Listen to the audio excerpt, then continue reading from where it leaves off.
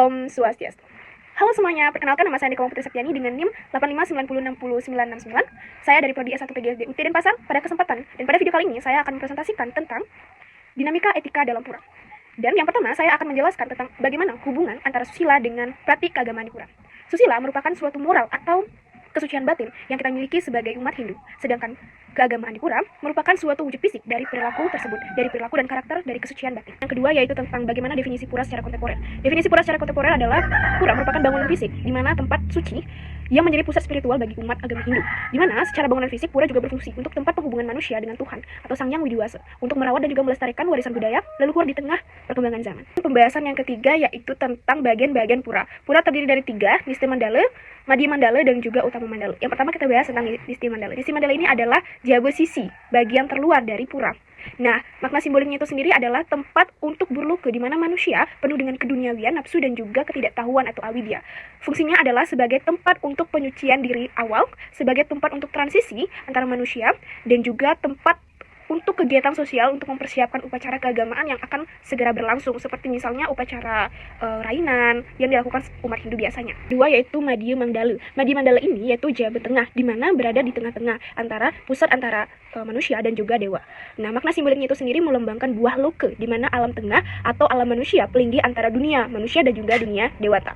Fungsinya sebagai tempat pusat aktivitas sosial keagamaan umat. Di zona ini terdapat aktivitas pendukung persembahyangan seperti balik kukul, balik gong, dan juga balik pesamuan atau pawin. Baik yang ketiga yaitu Utama Mandala atau Jerawan. Bagian ini berada di area terdalam dari pura. Bagian ini menyimbolkan tentang atau melambangkan sebuah loke atau tingkat alam tertinggi yaitu alam para dewa, di mana area ini menyimbolkan kesucian tertinggi dari pusat vibrasi energi ketuhanan. Terus fungsinya sebagai tempat pemujaan yang sakral, dan juga area ini itu biasanya steril dari hiruk pikuk non ritual yang berada di luar pura. Sedangkan pada saat ini juga terletak pelinggi utama juga seperti Padmasana, Meru, dan juga pelinggi lainnya sebagai tempat untuk memanjatkan doa. Etika di pura bertujuan untuk menjaga kesucian agar ruang suci tetap sakral. Kesucian diri, pakaian sopan, ucapan, dan kesadaran spiritual menciptakan vibrasi energi positif, mencegah energi negatif, menghormati manifestasi Tuhan. Kenapa penting untuk dilakukan? Karena akan menjaga ketenangan spiritual yang dibutuhkan untuk menghubungkan diri dengan Yang Widiwasa. Menyampaikan tantangan serta solusi yang harus kita berikan kepada umat Hindu di mana dalam praktik sembahyang di pura. Yang pertama, tantangannya itu adalah modernisasi dan kurangnya pemahaman etika.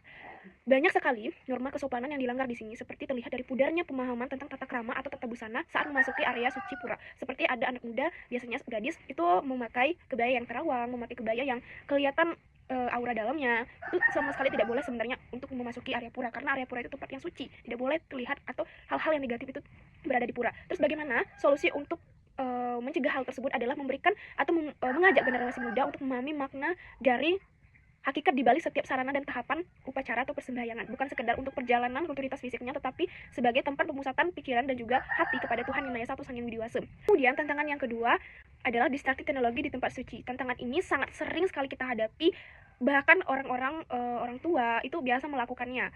Orang tua aja bisa melakukannya, apalagi anak-anaknya kan, pasti mereka bakal meniru kan. Tantangan yang sangat dihadapi itu banyak sekali orang yang mengambil foto berlebihan, bermain sosial media, bahkan ada yang bermain game di tempat area pura. Itu sangatlah tidak baik ya teman-teman. Terus solusinya itu apa sih? Solusinya itu adalah umat itu disarankan untuk mematikan atau menyimpan HP-nya di tas sebelum memasuki area pura. Kenapa? Itu karena agar menjaga kesucian pikiran. Itu sama pentingnya dengan menjaga kesucian fisik saat berkomunikasi dengan Tuhan. Jadi itu sangat-sangat krusial dan sangat penting untuk dilakukan. Baik teman-teman, kesimpulannya itu adalah apa? Kesimpulannya itu bahwasanya kita sebagai umat Hindu harusnya kita tahu dan memperdalam agama Hindu itu sendiri. Kita tidak hanya secara fisik hadir di pura, tetapi kita harus tahu bagian-bagian pura itu mana, yang terdiri dari Nisti Mandala, Madhya Mandala, Utama Mandala, agar kita tuh lebih tahu kita memposisikan diri kita itu seperti apa ketika berada di Utama Mandala, kita berada di Madhya Mandala, ketika berada di Nisti Mandala, dan juga bagaimana kita berbusana ke tempat pura, bagaimana kita berperilaku di tempat pura, itu sangatlah penting untuk kita pahami agar tidak kita melunturkan hal-hal yang sangat penting untuk kita lakukan hanya karena modernisasi dan juga teknologi, teman-teman. Oke, sampai di sini dulu presentasi video bisa saya sampaikan. Mohon maaf bila saya melakukan kesalahan kata dan berlibat-libat. Saya ucapkan terima kasih. Om Santi Santi Santi.